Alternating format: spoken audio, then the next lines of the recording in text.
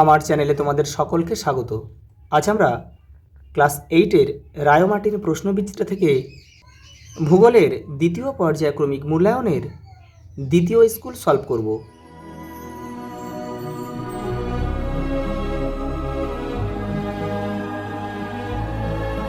দেখো, সঠিক উত্তরটি নির্বাচন করে পূর্ণ বাক্যে লেখো।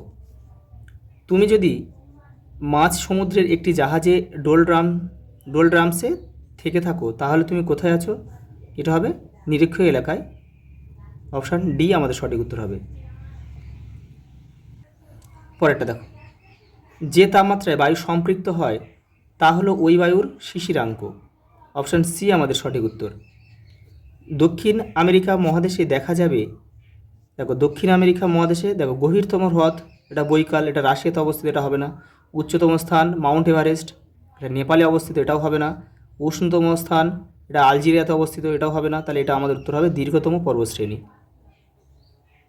আন্দিজ পর্বতমালা। নামটা হচ্ছে আন্দিজ পর্বতমালা। অ্যাপালেশিয়ান পার্বত্য অঞ্চল ও লরেন্সীয় মালভূমিকে পৃথক করেছে যে নদী অববাহিকা, সেই নদী অববাহিকাটি হলো অপশান চারটা হবে সেন্ট লরেন্স নদী অববাহিকা। অপশান বি আমাদের সঠিক উত্তর। পরেরটা দেখো, সেন্ট লরেন্স নদীর উৎস কি? অন্টারিও হ্রদ। অপশান এ আমাদের সঠিক উত্তর। পরেরটা দেখো, অরিনোকো নদীর উপর সৃষ্ট জলপ্রপাতটি হলো নায়াগ্রা, ভিক্টোরিয়া, এটা হবে না। অপশান সি হবে অ্যাঞ্জেল। তারপরে দেখো শূন্যস্থান দিয়েছে, উপযুক্ত শব্দ বসিয়ে শূন্যস্থান পূরণ করো। কোন নদীর উপর বিশ্বের বৃহত্তম নদী উপত্যকা পরিকল্পনা গড়ে উঠেছে? এটা হবে টেনেসি। টেনেসি। পরেরটা দেখো, পূর্ব চীন সাগরে ঘূর্ণিঝড় কী নামে পরিচিত? টাইফুন। টাইফুন টাইফুন নামে পরিচিত। কোন রাজ্যে আমেরিকা যুক্তরাষ্ট্রের মধ্যে সর্বাধিক গম উৎপন্ন হয়? এভাবে ডাকোটা রাজ্যে। ডাকোটা। পম্পাস অঞ্চলের পশুচারণ ভূমিকে কী বলা হয়?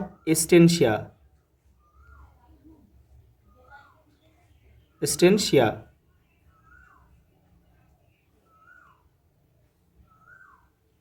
পর্বতের অনুবাদ ঢালকে কি বলা হয়? বৃষ্টির ছায়া অঞ্চল।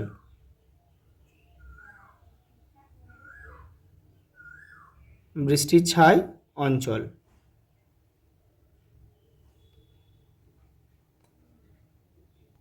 দেখো, নিচের বিবৃতিগুলি শুদ্ধ বা অশুদ্ধ নির্বাচন করো।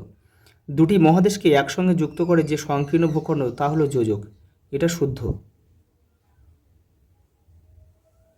ওটা দেখো, নদীর ক্ষয়কার্যের ফলে সৃষ্টি হয়েছে উত্তর আমেরিকার পঞ্চহ্রদসমূহ। এটা কিন্তু অশুদ্ধ। এটা হবে হিমবাহের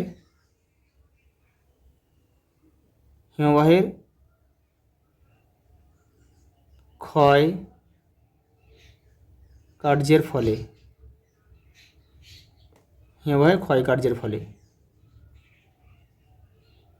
পরেরটা দেখো, পৃথিবীর বিখ্যাত রবার রাজধানী হলো অ্যাক্রন। এটা কিন্তু শুদ্ধ। দেখো পরেরটা, স্পোকেন হলো কলোরাডো নদীর উপনদী। এটা কিন্তু অশুদ্ধ।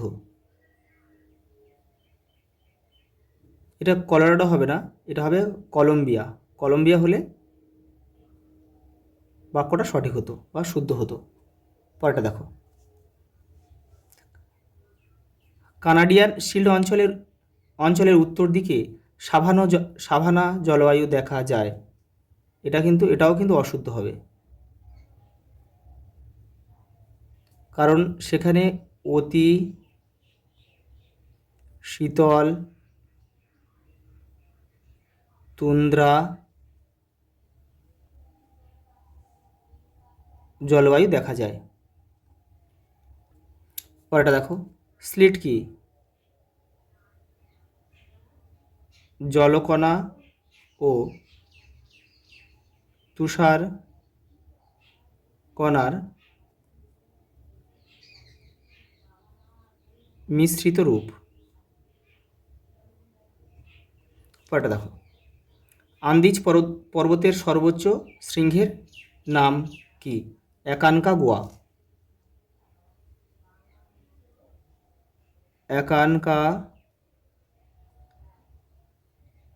অ্যাকানকাগুয়া, অন্তস্থ আকার।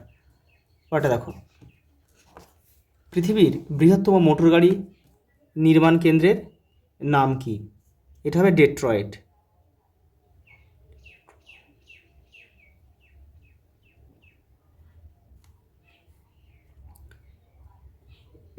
মিসৌরি নদী কোন নদীর উপনদী? মিসিসিপি।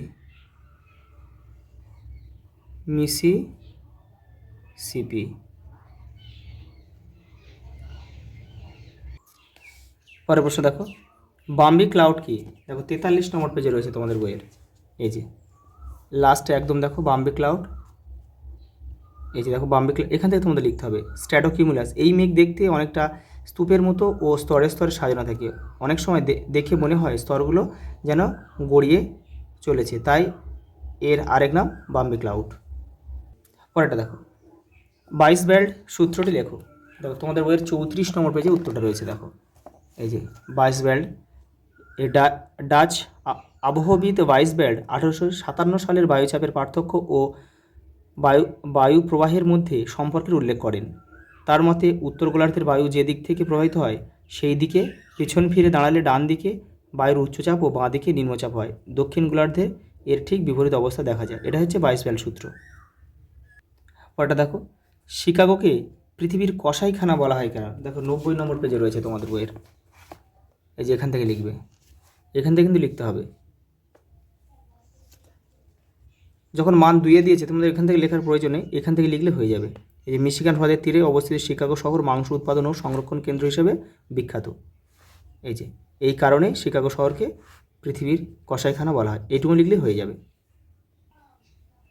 পরেরটা দেখো, মৃত্যু উপত্যকা কাকে বলে? তোমাদের বইয়ের দেখো এটা 81 নম্বর পেজে রয়েছে, মৃত্যু উপত্যকা। এই যে এখান থেকে এটা লিখে দেবে। পরের প্রশ্ন দেখো, ঘূর্ণবাত কি? 41 নম্বর পেজে রয়েছে, দেখো এই যে এখান থেকে এই পর্যন্ত লিখে দেবে, একে বলে ঘূর্ণবাত। পরের প্রশ্ন দেখো, আমাজন নদীকে পৃথিবীর বৃহত্তম নদী বলে কেন? 100 পেজ দেখো তোমাদের বইয়ের, এই যে এখান থেকে যে আমাজন নদী বৃহত্তম নদী পৃথিবীর, এখান থেকে এটা পুরোটা লিখতে হবে। পরেরটা দেখো, মেঘ কীভাবে সৃষ্টি হয়? 45 নম্বর পেজ দেখো তোমাদের বইয়ের, এই যে রয়েছে দেখো মেঘ কীভাবে সৃষ্টি হয়, এটা পড়ে তোমরা একটু ছোটো করে লিখবে এখান থেকে এই পর্যন্ত। পরেরটা দেখো, নিরক্ষীয় অঞ্চলে নিম্নচাপ বলয় সৃষ্টি হয়েছে কেন? তোমাদের বইয়ের 30 নম্বর পেজ দেখো, এই যে এই 3টে পয়েন্ট কিন্তু লিখতে হবে, এই যে 1 2 3 এই 3টে লিখতে হবে কিন্তু। দেখো, মৌসুমি বায়ুকে সমুদ্রবায়ু ও স্থলবায়ুর বৃহৎ সংস্করণ বলে কেন? দেখো তোমাদের বইয়ের 39 নম্বর পেজে দেখো, এইখান থেকে তোমার লিখবে, এই যে দৈনিক তাপমাত্রার পার্থক্যের কারণে এখান থেকে এই পর্যন্ত লিখতে হবে কিন্তু, এই যে সমুদ্রবায়ু ও স্থলবায়ুর বৃহৎ সংস্করণ বলে। পরেরটা দেখো, পম্পাস অঞ্চলকে দক্ষিণ আমেরিকার শস্য ভাণ্ডার বলা হয় কেন? 106 নম্বর পেজে রয়েছে, দেখো এখান থেকে এই পর্যন্ত।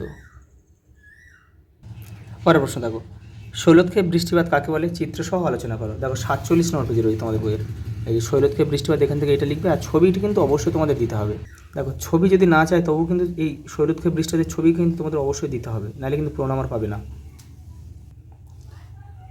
দেখো, চাপ বলয়ের সঙ্গে সম্পর্কযুক্ত আয়নবায়ু ও পশ্চিমা বায়ু সম্পর্কে চিত্রসহ আলোচনা করো। এই যে এই চিত্রটা তোমার কিন্তু আঁকতে হবে। বায়ুচাপ বলয়ের স্থান পরিবর্তন কোনো জলবায়ু অঞ্চলকে কীভাবে প্রভাবিত করে তা আলোচনা করো। দেখো 38 নম্বর পেজে রয়েছে তোমাদের বইয়ের, এই যে এখান থেকে তোমরা করবে।